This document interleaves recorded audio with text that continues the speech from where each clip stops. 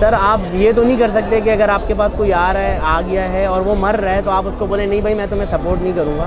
दिन में जो है ज़्यादातर गोश्त का सालन होता है, सब्ज़ी या दाल होती है, ये अलग बनती है। सारा पैसा ज़कात का नहीं होता, इसमें सदक़ात भी होते हैं। अगर वो इस चीज़ से डरते हैं कि ये ज़कात का पैसा होगा और वो आने से कतराते हैं तो ये सारा पैसा ज़कात का नहीं होता।